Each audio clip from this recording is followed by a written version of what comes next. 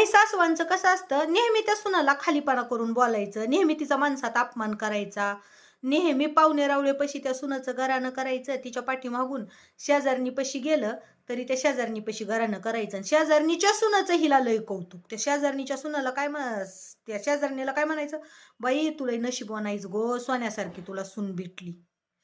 अन ती बघ नाही तर मग आमच्या घरातलं बिलिंदर वा नाना गुणाचं आहे बघ, तिला काही येतच नाही, काही कामाची नाही. तिच्या आईबापांना देताना तर लय सांगितलं होतं, माझी लेक लय चांगली आहे आणि लय गुणाची आहे. पण काय सांगायचं बाई, तिनं आमच्या घरात आली की रंग दाखवायला चालू केले. बापाच्यात कधी काय भेटलं नसल, पण ही तर लय पदवीत पडली. आता मला सांगा, तुम्ही जर शेजारणी पाजारणीपाशी तुमच्या सुनचं घराणं करायलेत, आता काही शेजारणी असतात त्यांना तुमचं घरच फोडायचं असतं.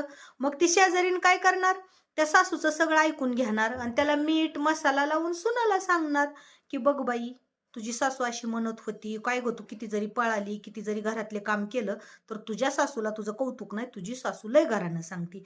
आता ती सून चांगली असली तर बरं आहे, नाहीतर सून जर रगेल असली तर मग दोघीत वाद होणार नाही. तर आता ह्याच्यात चुकी कुणाची, ह्या सासूनं जर तिकडं नसतं शेण खाल्लं शेजारणीपाशी, तर ते शेजारणीने एकाचं दोन बनवून का सांगितलं असतं. आणि मेन महत्वाचा पॉइंट म्हणजे हे आहे बरं का, घरातल्या बाईची इज्जत जर कोण घालवत असेल तर आपल्याच घरातली माणसं घालवतात. नाहीतर मला सांगा, तुम्ही घरातून जर तुमच्या घरातल्या बाईला इज्जत दिली तर बाहेरची काय ताकद आहे हो तुमच्या घरातल्या बाईला नावं ठेवायची. समाजामध्ये जर बाईची इज्जत किंवा कुठला अफवा कालवा होत असेल तर सुरुवात तुमच्या घरापासून होते बरं का.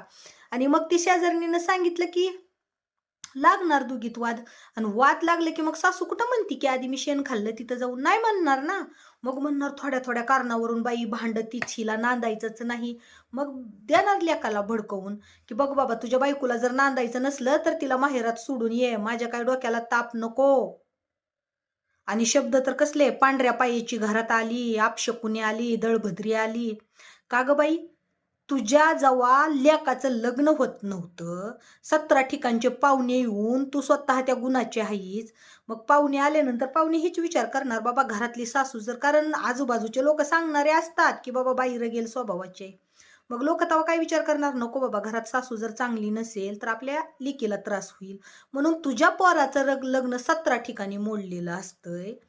त्यावेळेला ज्या पुरीला आज तू म्हणती ना पांढऱ्या पायाची घरात आली, दळभद्री आली, त्या पुरीच्या आईबापाच्या उंबऱ्याला साल ठेवलेली नसती. आणि त्यावेळेला सांगताना काय सांगितलेलं असतं माहितीये का, माझा पोरगा सर्व गुण संपन्न आहे, सुपारीच्या खांडाची पोराला व्यसन नाही, पोरग रोज इकडे दारू पिऊन का पडना. पण त्या पुरीच्या घरी सांगताना सांगितलेलं असतं. आणि एवढंच नाही हो, काय पुरीचं लग्न झालं की पोरगी घरची मालकी